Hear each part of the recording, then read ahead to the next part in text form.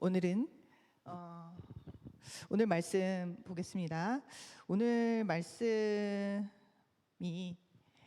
이렇게 한번 듣고 혹은 한번 이렇게 읽고 덮고 흩어지는 씨앗이 아니라 정말 이 말씀 가운데서 주님이 정말 알려주시고 가르쳐 주시는 이 씨로 우리의 가슴 속에 뿌리 내려져서 정말 우리 삶 속에서 힘겨울 때 정말 살아 움직이는 정말 하나님의 근원 되신 힘이 되었으면 좋겠습니다. 자, 오늘 말씀은 그러므로 라는 뭔가 결론을 도출하는 접속사로 시작이 됩니다.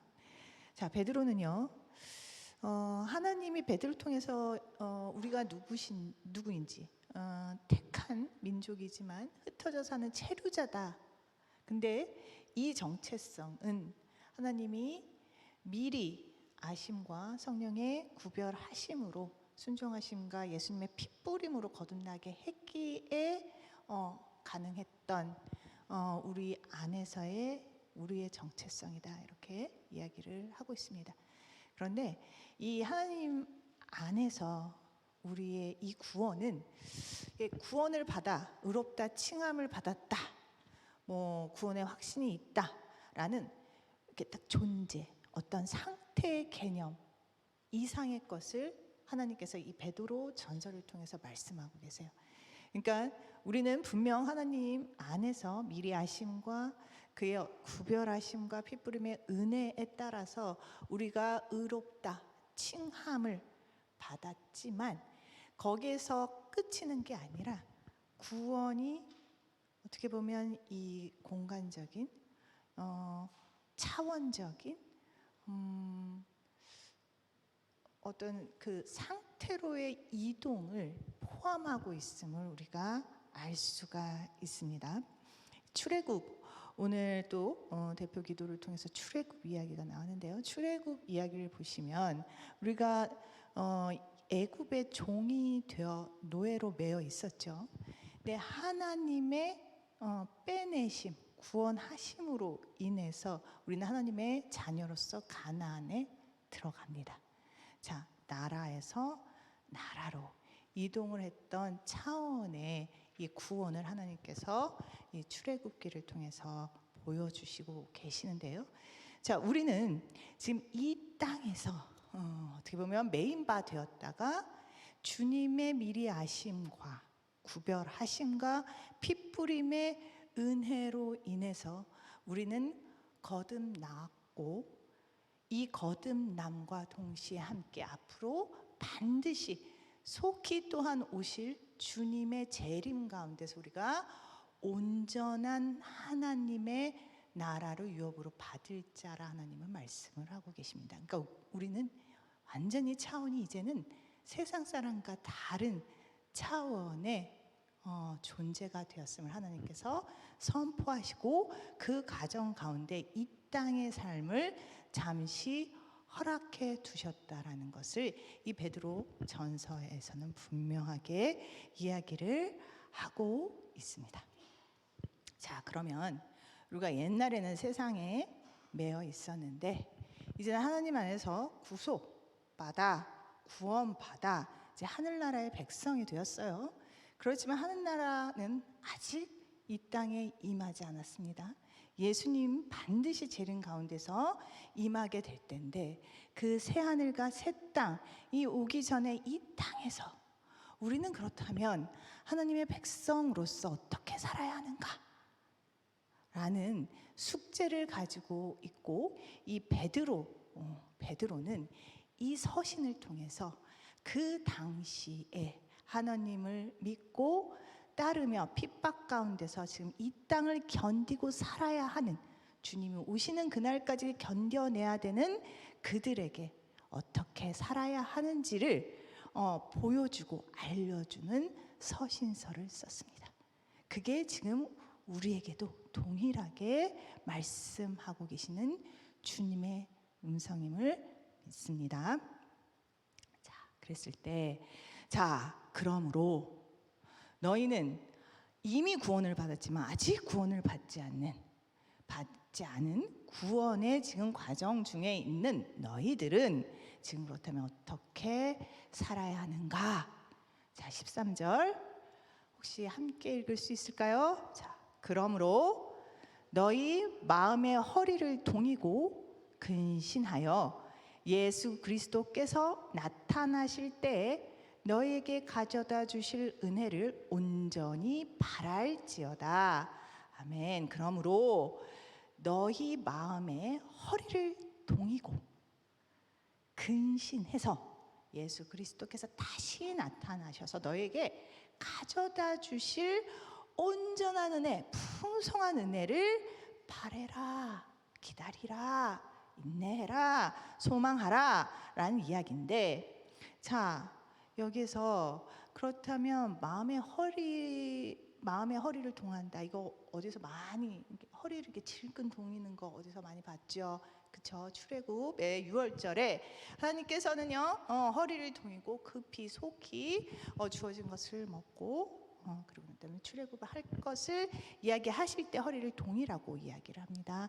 자, 어떤 상황이든 급한 상태에 바로 출동할 수 있는 이 경계태세를 가지라는 얘기죠. 자, 그런데 이게 지금 허리에 근데 이게 마음의 허리에 이 동여매라고 얘기를 합니다. 자, 마음의 허리. 너 마음을 단디 잡고 단디 동여매고 초점 맞추고 그리고 근신하라 이야기합니다. 자, 술 취하지 말고 정신 똑바로 챙기고 있으라는 얘기입니다. 이 땅에서 너희들 세상에 이리저리 나부끼는 까부러치는 겨와 같이 움직이지 말고 자, 정신 똑바로 챙기고 언제든 주님 오시면 출동할 수 있도록 단단히 마음 고정하고 주님에게 초점 맞추고 있으라고 말씀을 하고 계신 것입니다. 자, 우리는요 인간이요 엄청나게 약삭빠른 존재입니다. 그래서 이게 뭐가 이렇게 없이 지금 내가 가진 것을 내려놓고 아직 오지 않을 빈손으로 이렇게 있는 존재가 아니에요. 더 큰 거, 더 좋은 거 있어야 지금의 것을 내려놓을 수 있는 우리입니다. 주님께서는 약속하셨어요. 썩지 않고 더럽지 않고 쇠하지 않는 것을 너희 유업으로 주겠다. 하나님 나라의 그 유업을 너희에게 주겠다 말씀하셨어요. 저희는 그것을 아는 존재입니다. 하나님의 은혜로 우리는 그것을 받은 존재예요. 그렇기 때문에 우리는 지금 이 세상의 것들, 세상에 지금 희망찬란한 것들을 내려놓을 수 있는 존재임을 우리는 알고 있어야 합니다. 자, 그렇다면 이런 존재가 지금 이 땅에서 어떻게 살아야 하는가? 주님께서는 이 두 가지 이야기를 하고 계세요. 첫 번째, 자 14절에서요. 저희가 아마 16절까지입니다. 14절에서 16절까지요. 하나님께서는 세상에 대해서는 너희들 세상에 대해서는 하나님을 따라서 거룩한 삶으로 변화해야 된다. 라고 말씀을 하고 계세요. 자, 거룩성에 대해서 이야기를 합니다. 자, 세상에 대해서는 너희들 주님의 거룩함을 따라서 너희의 모든 행실도 거룩해야 된다 라고 말씀을 하고 계세요. 그리고 두 번째는 17절에서 21절입니다. 자, 하나님을 향해서는요 두려워할 존재가 세상이 아니라 하나님임을 분명히 하고 있습니다. 자, 두 번째는 하나님에 대해서는요 하나님을 두려워함으로 그를 더욱 의지하는 삶을 살아라. 세상에는 거룩함으로 그리고 하나님에게는 두려움으로 너희들이 삶을 이 땅에서 살아가야 된다라고 이야기를 하고 있습니다. 자, 이게 어떤 뜻일까요? 하나하나 찬찬히 살펴볼 거예요. 14절입니다. 그리고 15절이에요. 여기를 한번 찬찬히 제가 읽어보겠습니다. 너희는 순종하는 자식처럼 전에 알지 못했을 때에 따르던 너희 사욕을 본받지 말고 오직 너희를 부르신 거룩한 이처럼 너희도 모든 행실에 거룩한 자가 되라. 자, 인간은요, 우리가 창세기 때 이미 여러분들 아시겠지만 하나님의 형상으로 만들어졌습니다. 그리고 하나님을 경배하면서 월십하면서 하나님과의 관계 가운데서 온전해지는 존재로 만들어졌어요. 저희는 홀로 존재할 수 있는 존재가 아닙니다. 홀로 온전해질 수 있는 존재가 아니에요. 저희는 어떠한 좀 더 큰 존재, 하나님과 연합이 되었을 때 온전해지는 존재입니다. 인간은 그렇게 만들어졌어요. 그런데 선악과 사건으로 하나님과의 관계가 단절이 됐습니다. 그러면서 어떻게 됐어요? 우리는 홀로 존재할 수 없기 때문에 무엇인가 그럴듯한 어떤 것에 의지하고 붙잡고 살아갈 수밖에 없어요. 여러분들 잘 보십시오. 여러분들이 홀로 존재하지 않습니다. 아무것도 없어라는 스스로 자신을 믿든가 아니면 어떤 다른 것, 뭔가 나에게 안정을 주는 것, 나에게 어떤 이런 공허함을 채워줄 수 있는 어떤 존재, 어떤 대상, 어떤 물질에 의존하고 있고 그거에 집착하고 있는 여러분들을 발견하셔야 됩니다. 그게 우리 안에서 성경에서는 우상이라고 이야기를 하죠. 자, 우리는 이렇게 하나님을 따르던 아니면 하나님 외의 것을 따르던 둘 중에 하나를 따르는 존재입니다. 그래서 내가 하나님을 따르지 않는다. 하지만 난 다른 걸 따르지 않아. 없어요. 하나님을 따르지 않으면 하나님 것 외에 어떤 것을 여러분은 쫓고 있을 것입니다.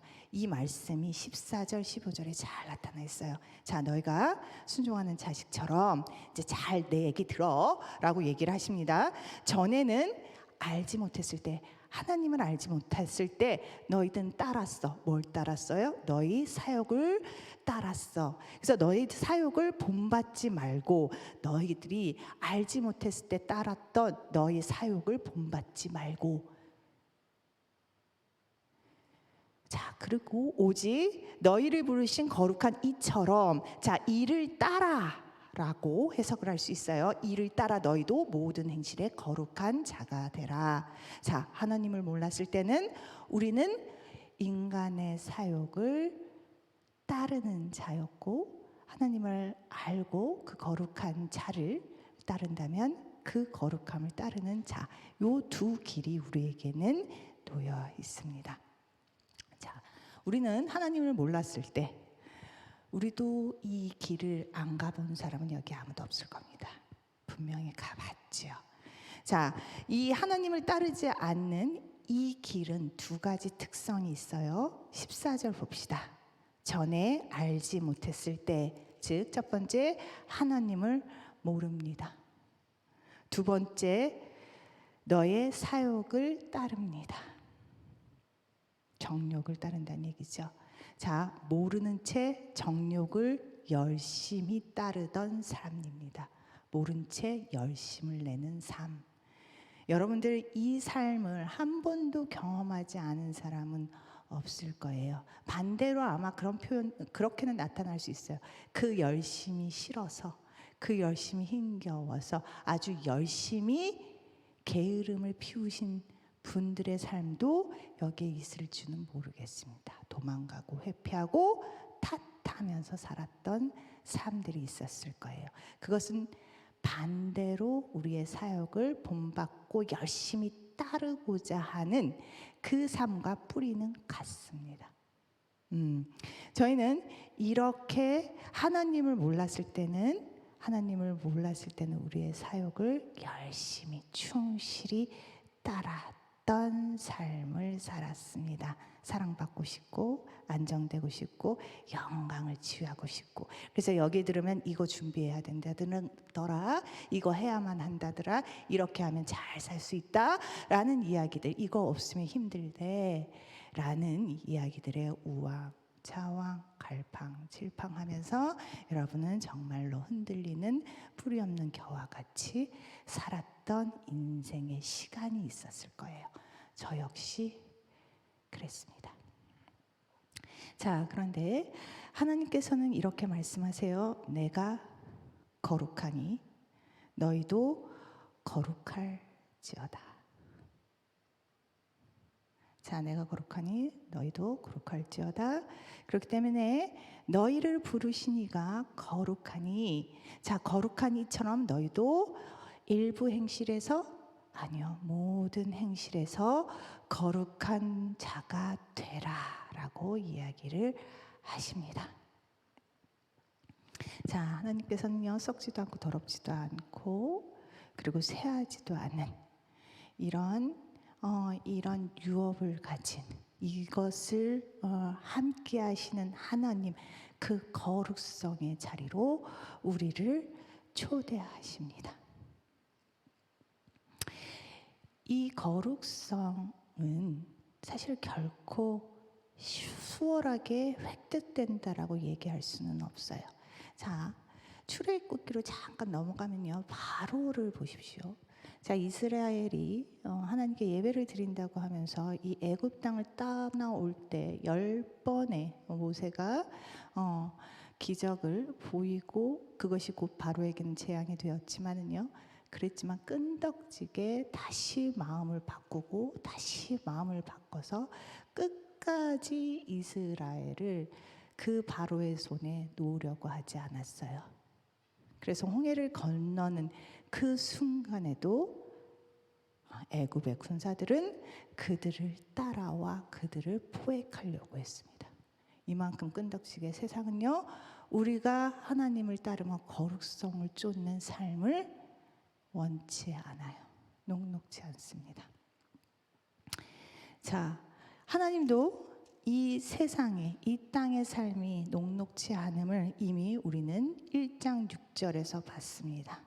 자, 그러므로 너희가 이제 여러 가지 시험으로 말미암아 잠깐 근심하게 되지 않을 수 없으나, 하나님께서는 이 땅을 잠깐 근심하는 곳으로, 하나님의 시간상에서는 이 땅의 삶은 어차피 잠깐 영원한 하나님 안에서의 새하늘과 새 땅을 약속하시기에 이 땅의 삶은 잠깐이라고 표현되었어요. 자, 하나님께서는 이 땅의 삶이 여러 가지 시험과 어려움으로 너희들이 근심할 것을 아십니다. 그렇기 때문에 이 거룩성이 그냥 하나님께서 수월하게 엿다 먹어라 하면서 주시는 명령은 아니라는 것입니다.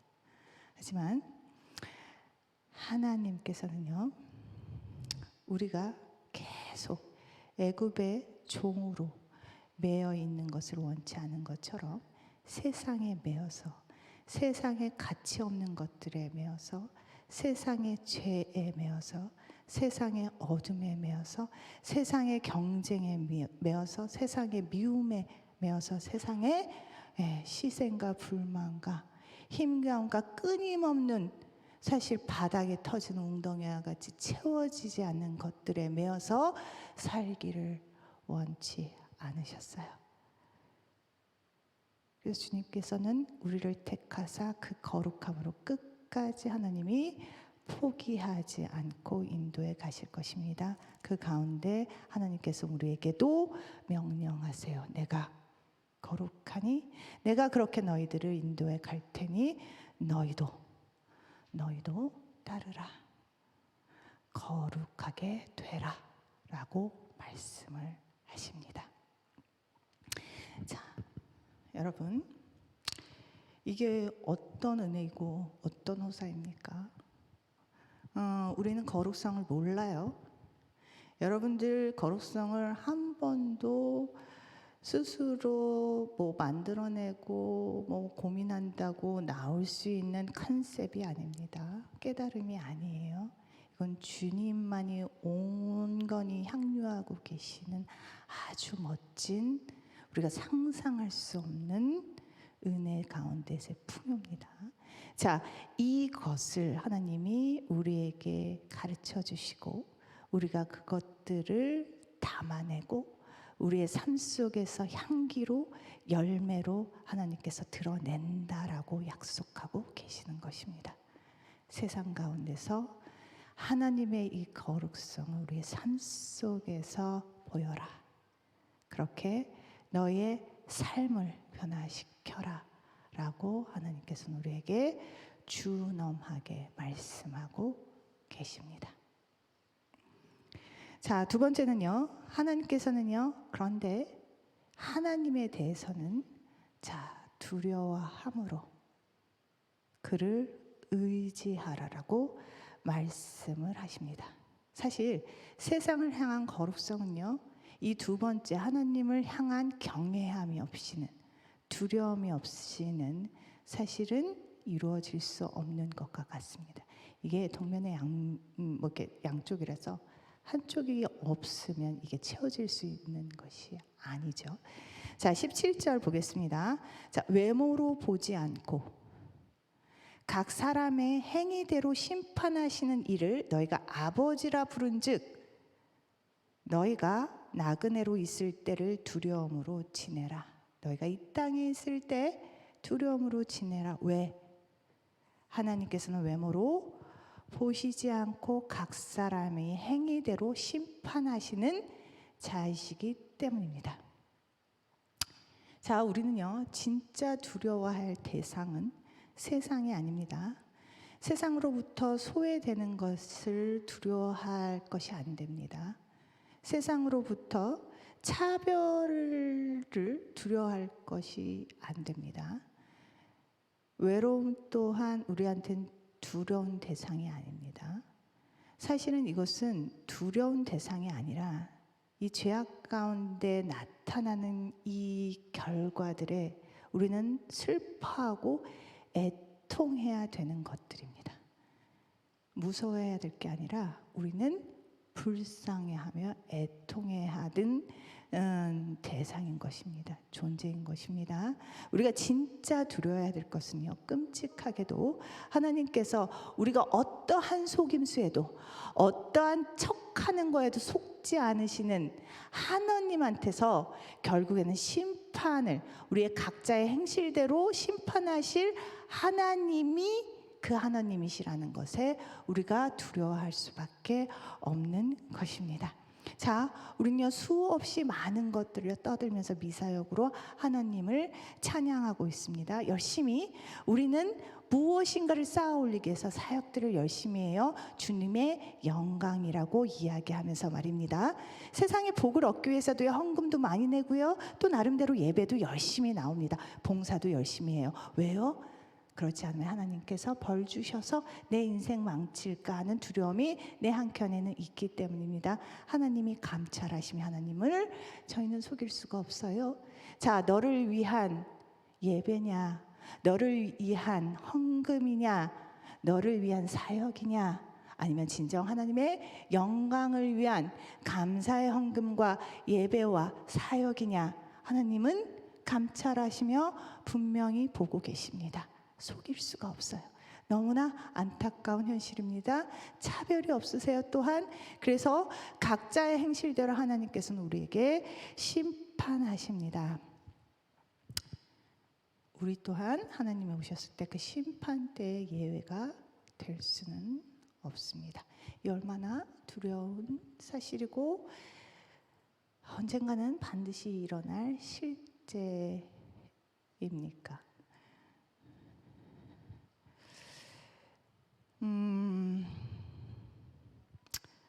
우리는요,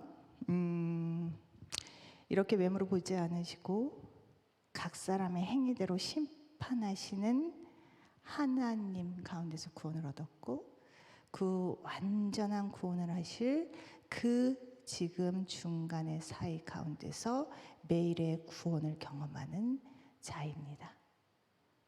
저희는 주님 앞에 더욱더 두려움과 떨림으로 하나님과 늘 대면하고 있음을 분명히 기억해야 합니다. 하나님께서는 이렇게 이야기하세요. 18절에 자, 너희가 알거니와 너희가 모르지 않는다는 거예요. 너희가 알거니와. 자, 18절 좀 더 읽겠습니다. 너희 조상이 물려준 헛된 행실에서 대속함을 받은 것은 은이나 금같이 없어질 것으로 된 것이 아니요 오직 흠없고 점없는 어린 양 같은 그리스도의 보배로운 피로 된 것이니라. 자, 너희들은 알아. 응?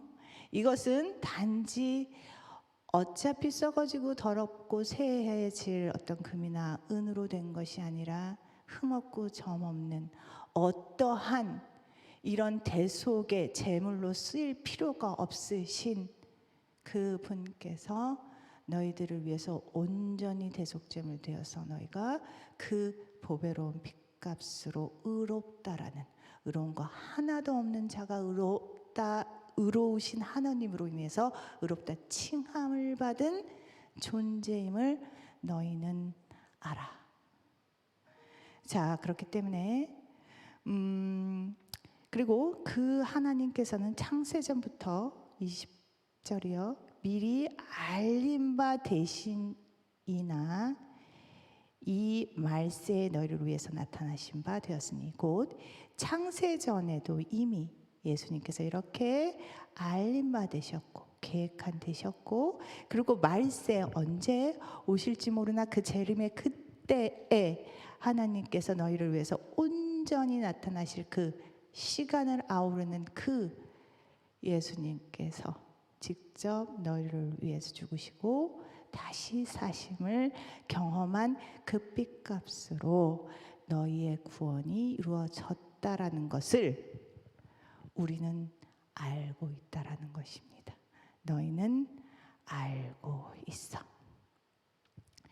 자, 그렇기 때문에 우리는 이 구원이 그저 짐승의 표로 인해서 어떻게 보면 행위적인 행위가 아니라 온전한 사함을 받았고, 그분이 우리에게 약속하신 것은 창세서부터 이 말세에 이르기까지 이 천지를 주관하시는 주님께서 약속하셨고, 또 그분이 스스로 이루어 가시는 가정이기 때문에 이 구원은 얼마나 강력하고 얼마나 온전하며 얼마나 확실하고 얼마나 분명하신지를 여러분은 더욱더 깊이 깨달아 여러분이 이 땅에서의 삶에 더 이상 세상의 가치에 마음이 흔들리고 요동하지 않는 그런 삶 되셨으면 참으로 좋겠습니다. 자, 우리는요 이런 구원을 받았어요. 이런 출애굽 예굽에서 나온 그런 이스라엘처럼 우리는 세상에서 하나님의 그 고귀한 핏값으로 나온 자들입니다. 그런데 왜 우리는 우리의 신분을 망각한 채 우리는 왜 이렇게 계속적으로 세상에 머물려고 할까요?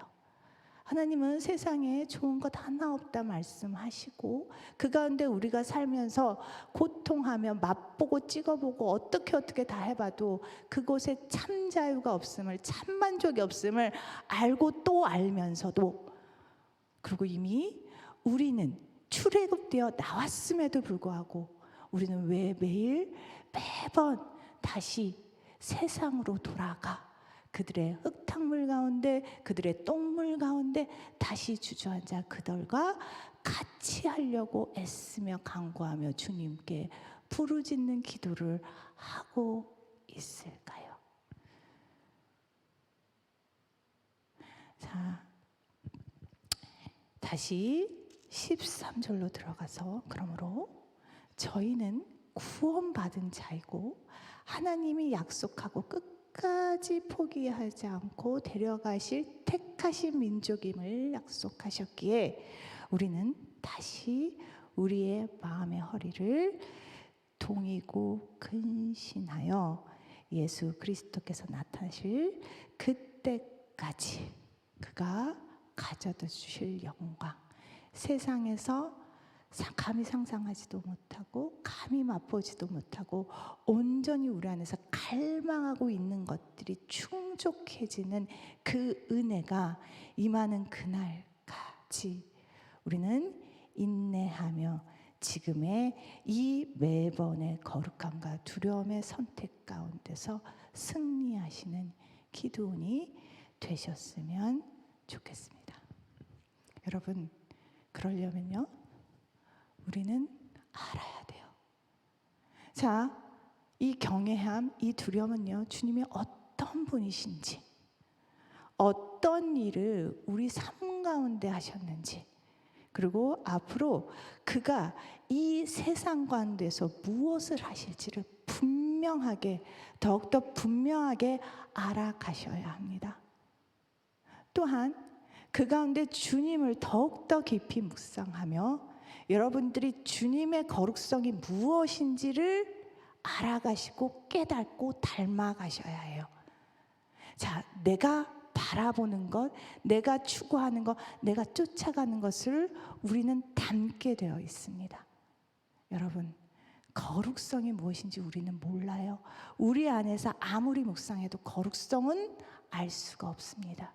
주님에게 초점 맞추고 주님이 하신 일, 세상에서 예수님이 이 땅 가운데서 하신 그 거룩성을 계속적으로 묵상하며 그것들을 사모할 때 그 거룩성은 분명 우리의 삶 가운데서 주님의 영광으로 드러날 것입니다.